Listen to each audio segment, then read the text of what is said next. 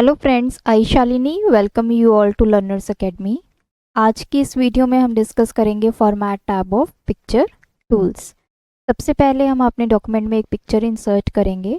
उसके लिए हम इंसर्ट टैब के अंडर पिक्चर्स, दो ऑप्शंस आपको मिलेंगे, दिस डिवाइस एंड ऑनलाइन। मैंने अपने डिवाइस में ही पिक्चर्स कुछ सेव करके रखी हुई हैं, हम उनको इंसर्ट करेंगे। तो अब आप देख सकते हैं ये मेरी इमेज जो है वो इंसर्ट हो गई है। जैसे ही ये इमेज इंसर्ट होती है तो पिक्चर टूल के अंदर आपकी फॉर्मेट टैब जो है वो एक्टिव हो जाती है। ये सारी ऑप्शंस मैं अपनी पिछली वीडियो में डिस्कस कर चुकी हूँ। आज हमने डिस्कस करना है अरेंज ग्रुप। अरेंज ग्रुप के अंडर हमारे पास वेरियस सब ऑप्शंस हैं, position, wrap text, bring forward, send backward, selection pen and align. एक एक करके आज हमने इन सारी ऑप्शंस को यूज़ करना है। तो जैसे ही मैंने अपने इसमें पिक्चर एक इंसर्ट की है तो फर्स्ट ऑप्शन है अरेंज में आपकी पोजीशन। बाय डिफ़ॉल्ट जो आपकी पिक्चर की पोजीशन होती है with respect to text, that is in line. In line का मतलब है कि जिस तरह हम एक लाइन में टेक्स्ट लिखते हैं उसी लाइन में नेक्स्ट लाइन में हमारी जो है इमेज जो है वो इंसर्ट हुई है। तो मेरे पास डिफरेंट ऑप्शंस हैं। मैं ये सारी पोजीशंस हैं इमेज की कि कहाँ पे आप अपने इमेज के जो पोजीशन है विद रिस्पेक्ट टू टेक्स्ट वो फिट करना चाहते हैं। ये आपका बिल्कुल ही टॉप लेफ्ट पार्ट है पेज का। ये सेंटर में आ गया है, top centre. This is top right. ये जो पोजीशन है आपकी middle left, middle centre, middle right, bottom left, bottom centre and bottom right. इनमें से जो भी आपकी रिक्वायरमेंट है उसके अकॉर्डिंग आप अपनी इमेज को अपने डॉक्यूमेंट में फिक्स कर सकते हैं। जैसे मैंने मिडल सेंटर किया तो अब आप देख सकते हैं सेंटर में मेरी जो इमेज है वो प्लेस हो गई है और टेक्स्ट उसके आसपास है। नेक्स्ट मेरी ऑप्शन है अरेंज ग्रुप में, that is wrap text. Wrap text का मतलब ये है कि जब हम एक इमेज इंसर्ट कर लेते हैं तो हमारा जो टेक्स्ट होता है विद रिस्पेक्ट टू इमेज उसकी पोजीशनिंग कैसे होगी। अब यहाँ पे हम अपने टेक्स्ट की बात करेंगे। जो फर्स्ट हमारी ऑप्शन थी पोजीशन, उसमें हम अपनी इमेज की पोजीशन की बात करते हैं और रैप टेक्स्ट में हम अपने टेक्स्ट की बात करते हैं। सबसे पहले है in line with text.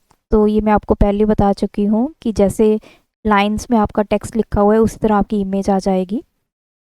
Square, square में देखिए मेरी जो इमेज है तो उसके आसपास एक स्क्वेयर बन गया है, तो उतने उतने डिस्टेंस पे मेरा जो टेक्स्ट है वो लिखा हुआ है। नेक्स्ट है टाइट। जैसे मैंने टाइट किया मेरे जो ये लिखा हुआ है टेक्स्ट वो थोड़ा और पास आ गया है इमेज के। थ्रू, थ्रू में भी टेक्स्ट और पास आएगा। तो आप डिफरेंट इमेज के ऊपर ये सारी ऑप्शंस को ट्राई कर सकते हैं। Next is the top and bottom. Top and bottom के केस में आपकी जो इमेज के टॉप पे और बॉटम पे आपका टेक्स्ट आ जाएगा। नेक्स्ट है बिहाइंड टेक्स्ट। आपकी जो इमेज है वो टेक्स्ट के पीछे चली जाएगी। इन फ्रंट ऑफ टेक्स्ट, आपकी जो इमेज है वो टेक्स्ट के फ्रंट पे आ गई है। नेक्स्ट है edit wrap points. Wrap points क्या होते हैं? ये सारे पॉइंट्स जहाँ पे जिसके बाहर आपका जो टेक्स्ट है वो लिखा जाता है। तो इन पॉइंट्स को अगर आप चेंज करना चाहते हैं तो अब आप देख सकते हैं जैसे ही मैंने इस ऑप्शन पे क्लिक किया एडिट रैप पॉइंट्स, तो मेरी इमेज के बाहर एक बाउंड्री क्रिएट हो गई है। ब्लैक कलर के डॉट्स हैं, ये रेड बाउंड्री क्रिएट हो गई है। ये सारे मेरे रैप पॉइंट्स हैं। इन रैप पॉइंट्स को जैसे जैसे मैं मूव करूँगी आप देख सकते हैं मेरा टेक्स्ट उससे उतनी दूर चला जाएगा। अगर मैं रैप पॉइंट्स को इनसाइड की तरफ लेके जाती हूँ तो टेक्स्ट जो मेरा है वो इमेज में, ये देखिए कुछ मेरा टेक्स्ट जो है वो इमेज के पीछे भी चला गया है। तो कोशिश कीजिए अपने रैप पॉइंट्स को बाहर की तरफ लेके जाने के लिए, तो आपका टेक्स्ट जो है वो इजीली विजिबल होगा। तो मैं बाहर क्लिक कर देती हूँ। अब आप देख सकते हैं मेरी इमेज के इतने सराउंडिंग एरिया में कोई भी टेक्स्ट नहीं है। तो हम अपने किसी भी इमेज के जो रैप पॉइंट्स हैं उसको भी एडिट कर सकते हैं। नेक्स्ट है मूव विद टेक्स्ट। आपकी जो इमेज है जैसे जैसे आप टेक्स्ट लिखते जाएंगे आपकी जो इमेज है वो आपकी स्टिल हो जाएगी, उसको टेक्स्ट के अकॉर्डिंग ही आपकी सेटिंग हो जाएगी आपके इमेज की।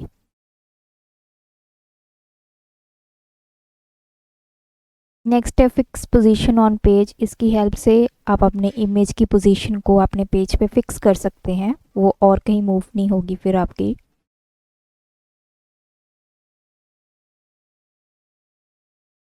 मोर लेआउट ऑप्शंस में आपके पास डिफरेंट डिफरेंट ये ऑप्शंस मिलेंगे। जो आपका रैप टेक्स्ट है वो आपने कितना डिस्टेंस रखना है टेक्स्ट का, ये आप सारी सेटिंग जो है वो मोर ऑप्शंस में कर सकते हैं। नेक्स्ट मेरे पास जो ऑप्शन है bring forward and send backward, ये उस केस में एप्लीकेबल होंगी जब आप एक से ज़्यादा इमेज को अपने डॉक्यूमेंट में प्लेस करोगे।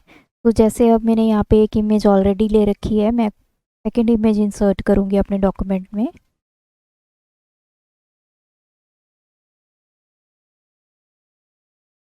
तो मैं रैप टेक्स्ट क्लियर करूँगी।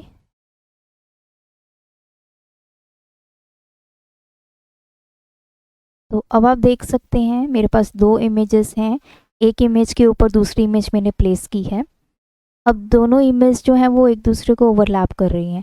तो इस केस में मैं अगर पिछली वाली इमेज को आगे लाना चाहती हूँ तो मैं क्या करूँगी, सबसे पहले उसको सिलेक्ट करूँगी, देन ब्रिंग फॉरवर्ड। तो आप देख सकते हैं ये वाली इमेज मेरे पीछे थी, ये आगे आ चुकी है। अगर इसको दोबारा मैंने पीछे लेके जाना है तो मैं सेंड बैकवर्ड पे क्लिक करूँगी, तो ये इमेज जो है मेरी पीछे चली गई है। तो किसी भी इमेज को आप फॉरवर्ड या बैकवर्ड मूव कर सकते हैं।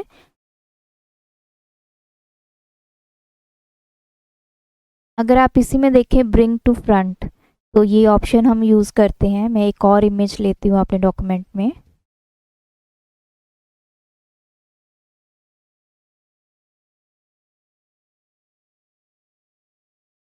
तो इसका रैप टेक्स्ट हम स्क्वेयर करेंगे। तो मैंने इस इमेज को यहाँ पे प्लेस कर दिया। अब देखिए तीन पैरेलली मेरे पास इमेजेस हैं, एक के ऊपर एक मेरी इमेज प्लेस्ड है। तो जो लास्ट इमेज है मैंने उसको टॉप पे लेके आना है, फ्रंट पे लेके आना है। तो मैं ब्रिंग फॉरवर्ड में ब्रिंग टू फ्रंट करूँगी। तो आप देख सकते हैं जो बिल्कुल ही लास्ट में मेरी इमेज थी वो बिल्कुल फ्रंट पे आ चुकी है। अब इसी इमेज को अगर मैंने वापस सबसे लास्ट में भेजना है तो मैं सेंड टू बैक, तो ये इमेज जो है वो मेरी थर्ड नंबर पे प्लेस हो गई है।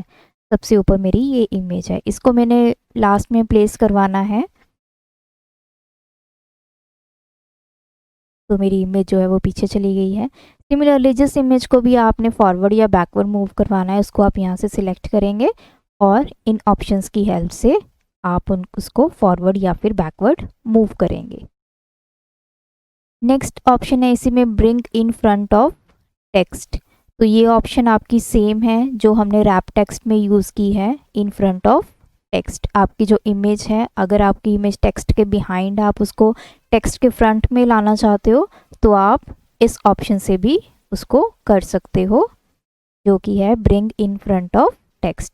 जैसे कि यहाँ पे आप देख सकते हैं ऑलरेडी जो मेरी इमेजेस हैं इन फ्रंट ऑफ टेक्स्ट है। नेक्स्ट मेरी ऑप्शन है सिलेक्शन पेन। सिलेक्शन पेन में आपको वो सारी ऑब्जेक्ट्स विजिबल होंगे जो आपने अपने डॉक्यूमेंट में इंसर्ट किए हैं। जैसे मैंने अभी 3 इमेजेस इंसर्ट की हैं, तो ये एक ऑर्डर आपको दिखाई दे रहा है कि सबसे पहले मैंने कौन सी इमेज इंसर्ट की है। जैसे ये है, तो ये मेरी फ्लावर वाली इमेज है जो मैंने सबसे पहले इंसर्ट की थी। ठीक है जी। तो इस तरह से ये आपकी जो इमेजेस हैं, यहाँ से आप अपनी ऑब्जेक्ट्स को शो भी करवा सकते हैं और हाइड भी करवा सकते हैं। अगर मैं हाइड ऑल पे क्लिक कर दूंगी तो आप देख सकते हैं मेरी सारी की सारी इमेज जो है वो अब आपको विजिबल नहीं है, वो हाइड हो चुकी हैं। अगर आपने सिर्फ एक ही इमेज को विजिबल करवाना है तो आप यहाँ पे देख सकते हैं ये एक आई शेप का आइकन बना हुआ है, आप इस पर क्लिक कर देंगे तो देखिए वो इमेज जो है मेरी वापस विजिबल हो गई है। सिमिलरली सेकंड को करवाना है, यहाँ से करवा सकते हैं। तो सिलेक्शन पेन की हेल्प से बेसिकली आप कोई भी ऑब्जेक्ट जो आपने डॉक्यूमेंट में इंसर्ट करते हो उसकी सेटिंग कर सकते हो, उसको हाइड या फिर अनहाइड कर सकते हैं। अगर सारे ही शो करवाने हैं तो शो ऑल पे क्लिक कर दीजिए। सारे ऑब्जेक्ट्स को हाइड करना है, हाइड ऑल पे क्लिक कर दीजिए। कुछ ऑब्जेक्ट्स को हाइड करना है, कुछ को विजिबल शो करवाना है तो आप वो यहाँ से कर सकते हैं।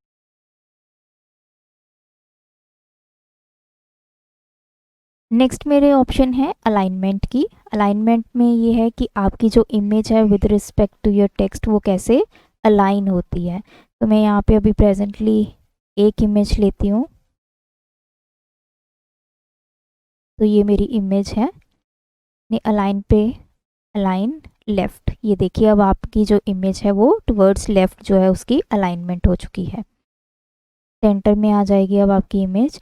तो ये सारी ऑप्शंस के साथ आप अपने ऑब्जेक्ट को या इमेज जो भी आपने इंसर्ट की है, पिक्चर इंसर्ट की है, उसको अलाइनमेंट कर सकते हो with respect to your text and with respect to your page. तो ये सारी ऑप्शंस जो हैं ये आपको अलाइनमेंट की मिलेंगी। लास्ट में आपको एक ऑप्शन है व्यू ग्रिड लाइंस। इसकी हेल्प से आप अपने डॉक्यूमेंट में जो ग्रिड लाइंस होती हैं, जो लाइंस होती हैं, उसको आप इजीली देख सकते हैं। ये देखिए, ये देखिए। तो इससे आपके डॉक्यूमेंट में ग्रिड लाइंस जो है वो अपीयर हो जाएंगी। Last option is grid setting. जैसे हम इस पर क्लिक करते हैं एक डायलॉग बॉक्स विंडो ओपन होती है, ग्रिड एंड गाइड्स। इसमें आप अपने ग्रिड लाइंस के लिए कोई भी जो सेटिंग आप करना चाहते हो उसकी कितनी स्पेसिंग होनी चाहिए, हॉरिजॉन्टल कितनी है, वर्टिकल कितनी है, ये देखिए। यहाँ से आप स्पेसिंग इंक्रीज़ भी कर सकते हैं। मैंने ये इंक्रीज़ कर दी है, तो अब आप देख सकते हैं। ऐसे मैंने ओके प्रेस किया, ये देखिए ये थोड़ी ब्रॉड हो गई हैं ग्रिड लाइंस। तो इस तरह आप अपने ग्रिड लाइंस की जो सेटिंग है वो आप यहाँ से कर सकते हैं।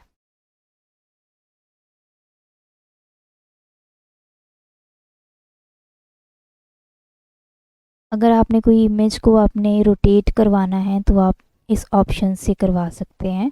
90 डिग्री के एंगल पे आप रोटेट करवा सकते हैं। लास्ट में आपको एक और ऑप्शन मिलेगी, flip vertical and flip horizontal. ये आपकी इमेज को रोटेट करती है। रोटेशन ऑप्शंस में आप डिफरेंट डिफरेंट एंगल के ऊपर अपनी जो रोटेशन है वो परफॉर्म कर सकते हो। मैंने ओके किया, ये देखिए 22 डिग्री पे मेरी जो इमेज है वो रोटेट हो चुकी है। तो ये सारी की सारी ऑप्शंस आपको कहाँ पे मिलेंगी, अरेंज ग्रुप में। तो आई होप अब आपको पिक्चर टूल्स के अंदर जो फॉर्मेट टैब है उसकी सारी ऑप्शंस क्लियर हो गई होंगी। ये सारी पुरानी ऑप्शंस देखने के लिए आप मेरी प्रीवियस वीडियोस को रेफ़र कर सकते हैं। तो इस वीडियो में आपने देखा कि कैसे हम अपने टेक्स्ट की पोजीशन चेंज कर सकते हैं with respect to your picture, या फिर हम पिक्चर की position with respect to text कैसे चेंज कर सकते हैं। दो से ज़्यादा पिक्चर्स है अगर आपके पास, तो कैसे किसी इमेज को आगे ला सकते हैं, किसी को पीछे ला सकते हैं, कैसे उसकी अलाइनमेंट कर सकते हैं, और किसी इमेज को आपने हाइड करना है या विजिबल करना है तो वो कैसे आप कर सकते हैं, या फिर उनकी रोटेशन कैसे कर सकते हैं इमेजेस की। तो ये सारा कुछ आपको मिलेगा अरेंज ग्रुप में, जो कि प्रेजेंट है आपके format tab which is under picture tools. अगर आपको ये वीडियो अच्छी लगे तो हमारे चैनल को सब्सक्राइब कीजिए। Thanks for watching my video, keep supporting us.